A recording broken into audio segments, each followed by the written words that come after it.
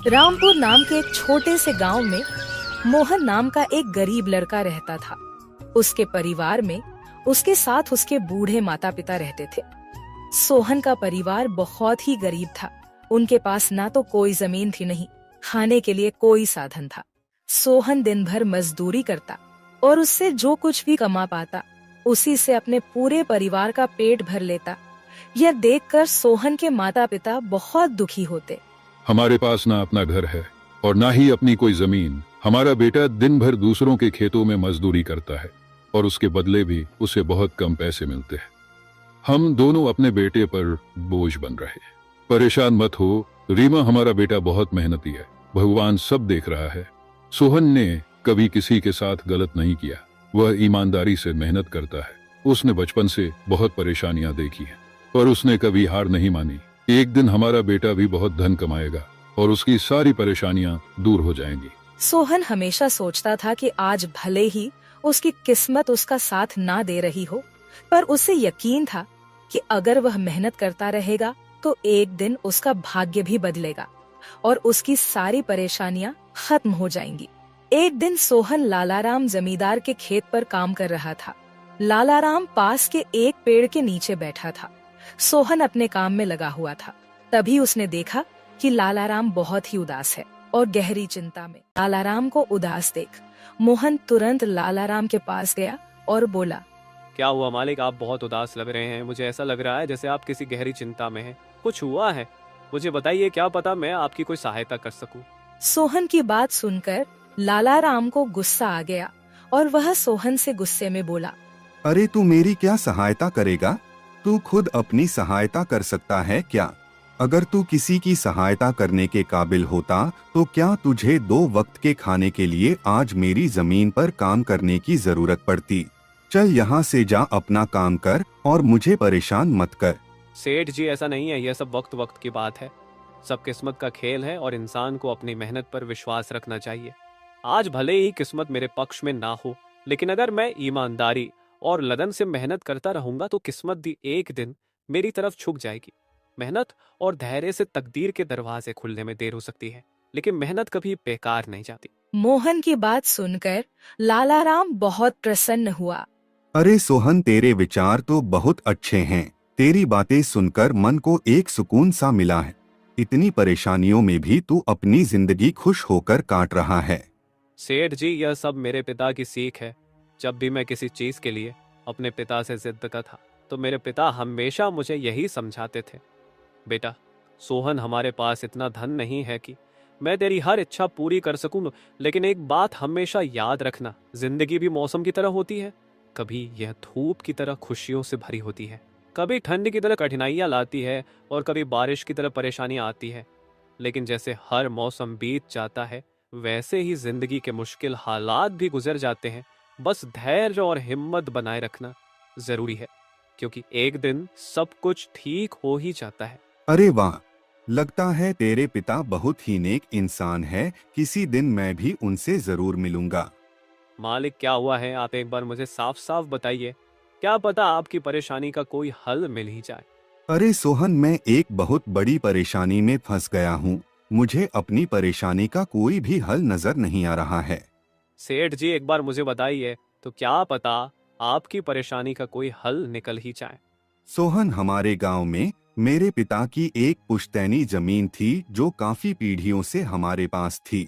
उस पर मेरा और मेरे भाई का हक है, पर हमारे गांव के ही 2 बाप बेटों ने उस पर कब्जा कर लिया है।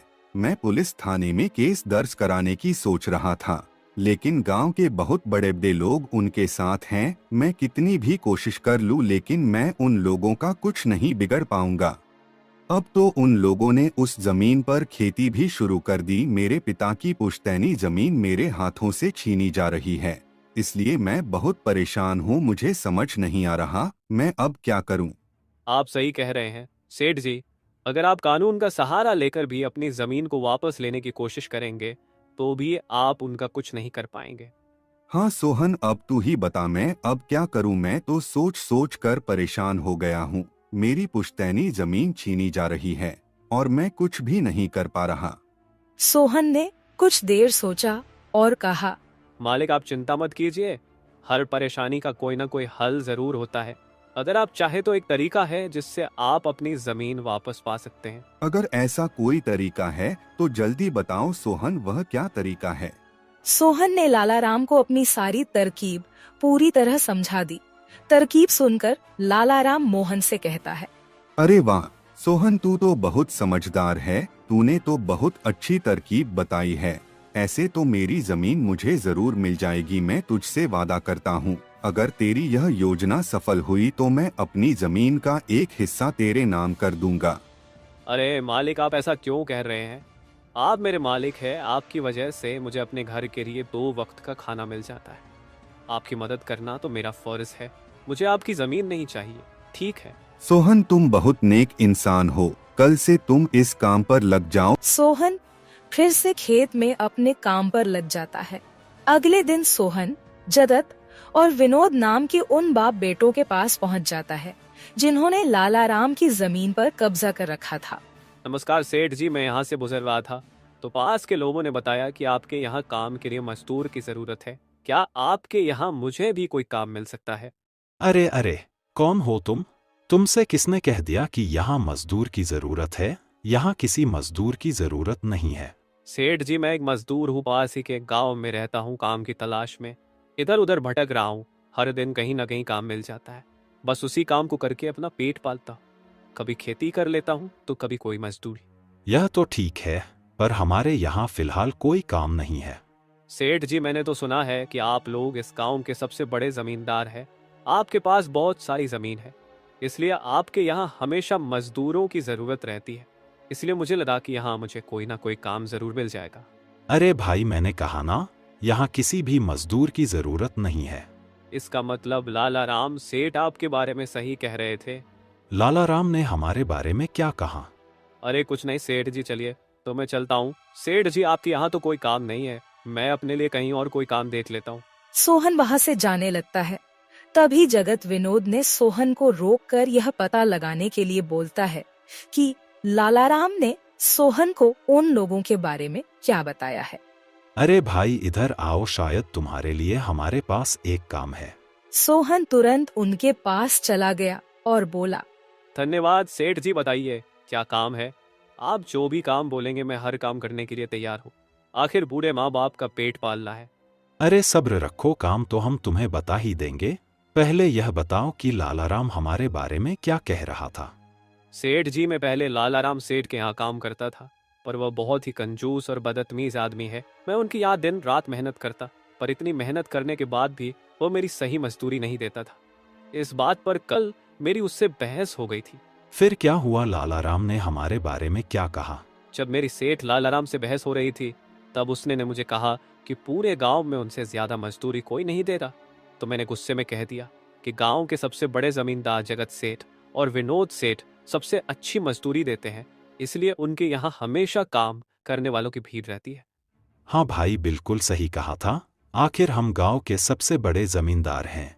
हमारा फर्ज है कि जो भी मजदूर हमारे यहाँ काम करता है उसे उसकी मेहनत के हिसाब से सही मजदूरी मिले।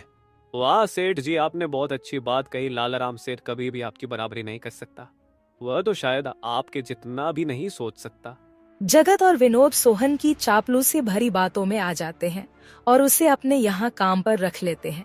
चलो अब काम की बात करते हैं। तुम एक अच्छे इंसान लगते हो। हमें अपने खेत पर काम करने के लिए तुम्हारे जैसे ही एक मजदूर की जरूरत है। कल से ही काम पर आ जाना। कुछ दिन ऐसे ही बीत गए। एक दिन जगत अपने बेटे विनोद से बोला, विनोद बेटा, यह सोहन तो बहुत मेहनती है। यह अकेले ही 4 लोगों का काम कर देता है। अच्छा हुआ कि हमने इसे रोक लिया। हाँ पिताजी, आप सही कह रहे हो। सोहन बहुत मेहनती है, इसके जितना काम शायद ही कोई और करता होगा। ये पूरा दिन यहाँ काम पर अकेला लगा रहता है। सोहन की मेहनत ने जगत और विनोद का दिल जीत लिया। कुछ दिन और बीत गए। एक शाम जगत और विनोद अपने खेतों का दौरा कर रहे थे। जब वे अपने खेत पर पहुँचे तो देखा कि सोहन इतने देर तक भी काम कर रहा था। सोहन भाई, अब तो रात होने वाली है, तुम इतनी देर तक काम क्यों कर रहे हो? अब घर जाओ और आराम कर लो। सेठ जी, हमारी किस्मत में आराम कहाँ है? घर पर बूढ़े माँ बाप है, काम नहीं करूंगा तो उनके लिए 2 वक्त का खाना कहाँ से जुटा पाऊंगा? घर पर बैठकर आराम करने से अच्छा है कि मैं काम करूं। इस तरह मेरा मन भी लगा रहता है। तुम बहुत मेहनती हो सोहन, आज का काम यहीं छोड़ दो और घर जाकर आराम करो। नहीं सेठ जी, इसकी कोई जरूरत नहीं है। मैं काम करने में ही खुश हूँ। आप लोग जाइए, मैं ठीक हूँ। ठीक है सोहन, फिर हम जाते हैं। जब तुम्हारा मन करे काम खत्म करके अपने घर चले जाना, ठीक है। इसके बाद जगत और विनोद खेत को सोहन के भरोसे छोड़कर चले गए। अगली सुबह जब विनोद और जगत अपने खेत पर लौटे तो देखा कि वहाँ पुलिस खड़ी है। पुलिस को देखकर दोनों दौड़ते हुए आए और पूछा, क्या हुआ थानेदार साहब, आप यहाँ क्या कर रहे हैं? क्या यह जमीन तुम दोनों की है? हाँ थानेदार साहब, यह जमीन हमारी है, हमारे पास इसके कागजात भी हैं। फिर तो तुम दोनों को ले जाकर जेल में डालना ही पड़ेगा।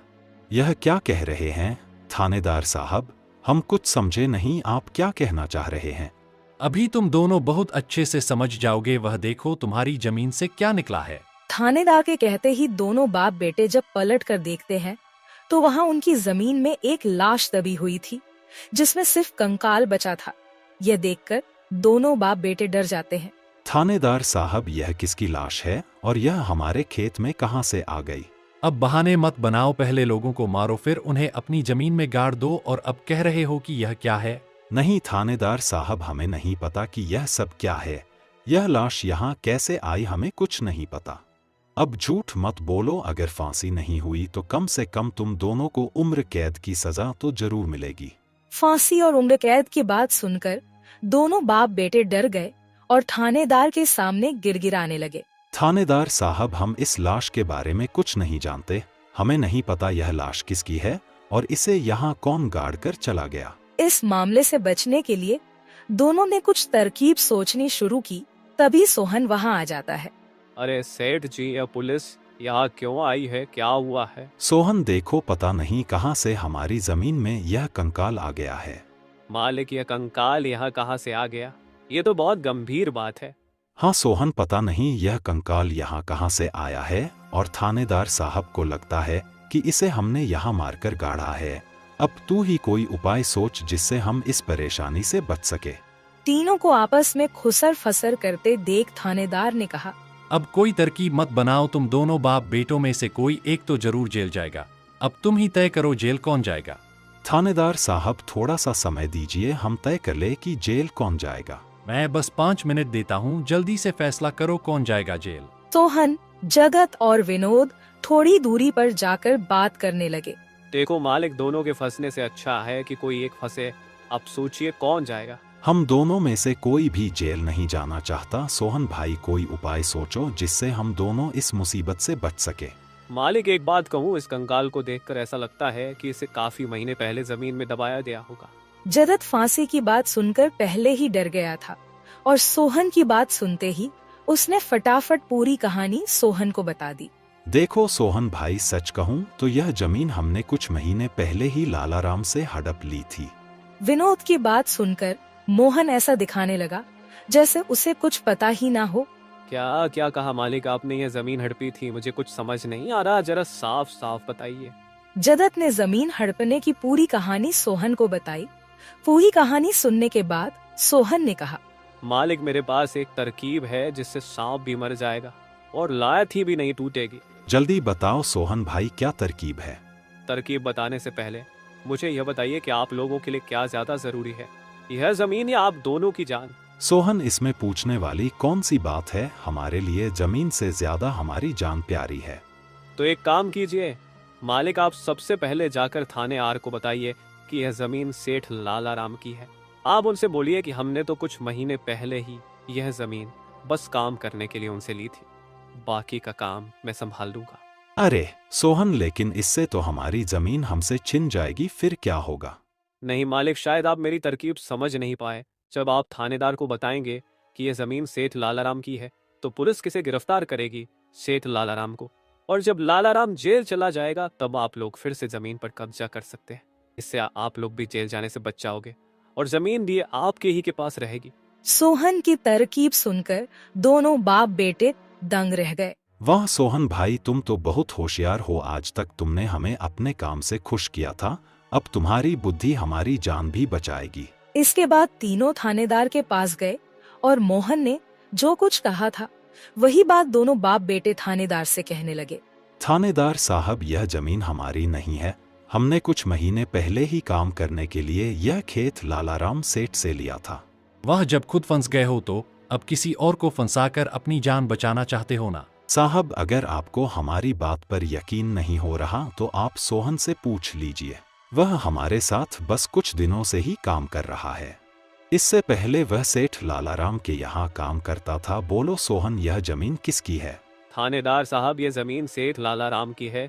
जगत सेठ और विनोद सेठ ने तो बस कुछ समय से इस जमीन पर खेती कराना शुरू किया है। सोहन की बात सुनकर थानेदार ने सोहन से कहा, सेठ लालाराम को बुलाने के लिए कहो। सोहन, तुम एक काम करो, जाओ और सेठ लालाराम को बुलाकर लेकर आओ। सोहन तुरंत जाकर सेठ लालाराम को बुला लेता है, परंतु लालाराम अपने साथ गांव के सरपंच को भी अपने साथ ले आता है।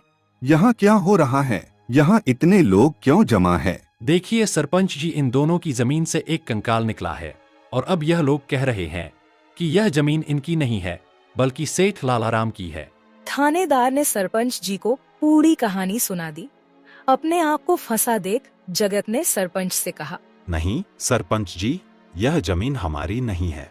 हम यहाँ बस कुछ समय से काम कर रहे हैं। आप हमारे मजदूर मोहन से पूछ लीजिए।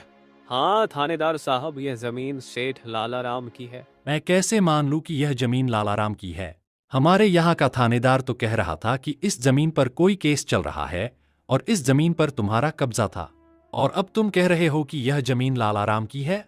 नहीं साहब, हमने लालाराम के साथ धोखा किया था। हम बस इस जमीन को हड़पना चाह रहे थे, लेकिन अब हमें यह जमीन नहीं चाहिए। अगर आप चाहें तो हम केस भी वापस ले लेंगे। थानेदार साहब, आप जाइए, बाकी का काम अब हम संभाल लेंगे। सरपंच के कहने पर थानेदार वहाँ से चला जाता है। सरपंच ने लालाराम से कहा, अब बताओ, यह कंकाल यहाँ कैसे आया? तुमने किसे मारकर यहाँ गाड़ा है? अरे साहब, यह तो नकली कंकाल है। इन दोनों ने मिलकर मेरी जमीन हड़प ली। मैंने और मोहन ने मिलकर यह तरकीब सोची थी ताकि इन दोनों से सच निकलवा सकें। लालाराम की बात सुनते ही दोनों बाप बेटों के पैर तले जमीन खिसक गई।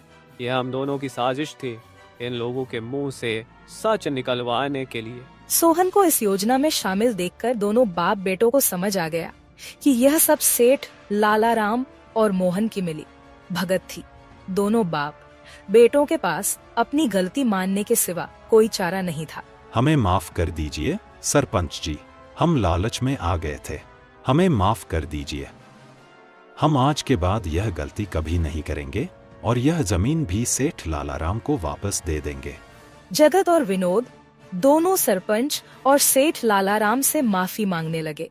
दोनों को इतना गिड़गिड़ा देख लालाराम ने उन्हें माफ कर दिया। सरपंच ने भी उन्हें जेल नहीं भेजा और सेठ लालाराम ने अपना केस वापस ले लिया।